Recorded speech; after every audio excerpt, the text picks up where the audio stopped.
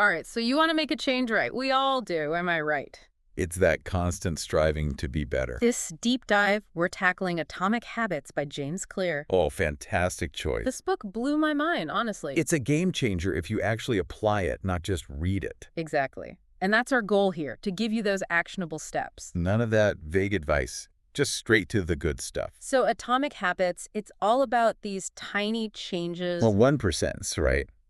Sounds almost too small to matter. That's what I thought, but Clear makes a compelling case. It's like compound interest, but for your habits. Oh, okay. I like that analogy. Those small wins, they snowball over time. He gives that crazy example of the British cycling team, right? Oh, yeah. They went from zeros to heroes by obsessing over tiny details. Like what kind of pillows they were using? Come on. Right. But it shows the mindset shift. It's not about finding those exact same hacks. It's about always looking for that 1% edge, no matter how small. Okay, but here's where Clear threw me for a loop. What's that? He says goals are actually the wrong focus. Uh-huh. Yeah, he's big on systems over goals. Why? Goals are fleeting, you hit them, and then what? True, it's like those New Year's resolutions that fizzle out. Systems, though, they're ongoing, a way of life. He has that killer line in the book. The score takes care of itself. Love that quote. Applies to so much more than just sports. Okay, so if systems matter more, how do we actually build good ones? Well, Clear lays out his 4 laws of behavior change. Super practical. Hit us with them. Number 1. Make it obvious. Your environment is either helping or hurting you. Out of sight, out of mind kind of thing. Totally. Yeah. Trying to eat healthy. Don't even keep junk food in the house. It's like laying out my workout clothes the night before. Exactly. Reduce that friction. Make the good choice the easy choice. Okay, law number 2. Make it attractive. This is where it gets fun. Oh, yeah. He talks about temptation bundling. Isn't that where you link something you want to do with something you have to do? You got it. Like that student who hacked his stationary bike to only play Netflix at a certain speed. Hilarious. I'm not that extreme, but I get it. Point is, make those must-dos more appealing. All right, what's next? Law 3 is make it easy. Reduce that friction even further. Easier said than done sometimes, right? That's where the 2-minute rule comes in. Break it down into something so small you can't fail to start. Exactly. Want to write a book? Just open the document for 2 minutes. I can do that. Okay, final law. Bring it home for us. Make it satisfying.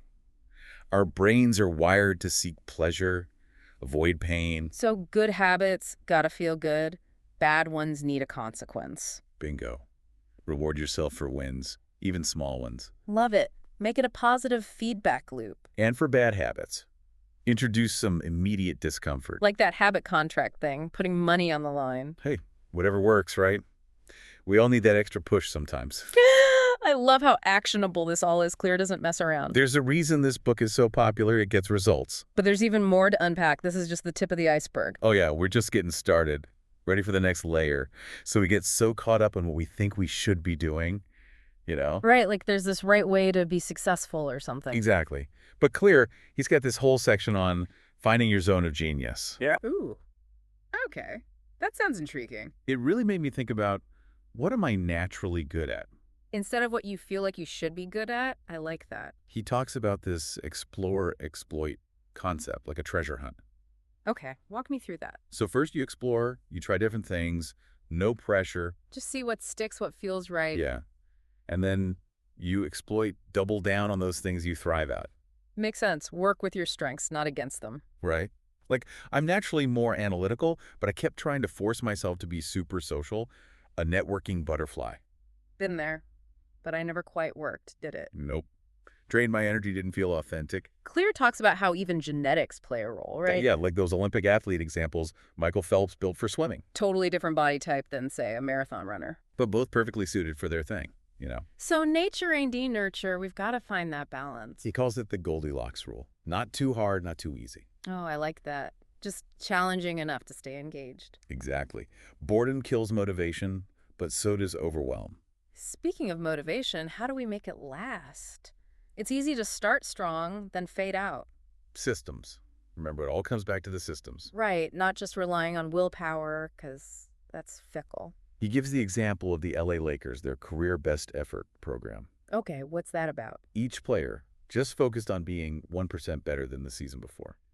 So small, incremental goals, but consistently applied. It's about building that habit of constant improvement. And regularly checking in, right? Yeah. Making sure you're on track. Exactly. Atomic habits, it's all about those small wins adding up over time. Love that. Instead of getting overwhelmed by the big picture. But there's a whole other layer to this. It gets deeper than just the mechanics of habits. Oh, do tell. It's not just the mechanics, huh? What's this deeper layer? Okay, so we've talked about actions, right? The habits The themselves. systems, the 1% improvements, all that. But those actions, they stem from something deeper. Identity. Ooh, okay, getting philosophical now. Clear says our habits, they're really a reflection of our identity. So it's not just about doing the things, it's about being a certain way. You got it. He talks about outcome-based habits versus identity-based habits. Give me an example. Okay, so outcome-based would be like, I want to lose 10 pounds. Makes sense, focused on the result. But identity-based is more like, I'm the kind of person who prioritizes their health. Subtle difference, but Yeah. huge, right? Massive. Because when your habits are tied to your identity, who you believe yourself to be. It's not about forcing it anymore, it's just you. Exactly. It becomes effortless, aligned with your values. So those 4 laws of behavior change we discussed. They're the tools, but this identity stuff, that's the fuel. I love that. Okay, any final nuggets of wisdom from Clear before we wrap up? He talks about just manageable difficulty, finding that sweet spot. Not too easy, not too hard. Right. Keeps you engaged, growing, but not overwhelmed. Like that comedian Steve Martin, adding just a few minutes of new material to his act each year. Perfect example. Small, consistent challenges add up over time. This whole deep dive, it's been about those small wins, those atomic habits. And how they lead to remarkable results if you stay consistent. This book, honestly, everyone should read it. It's one of those life changers if you actually do the work. Couldn't agree more.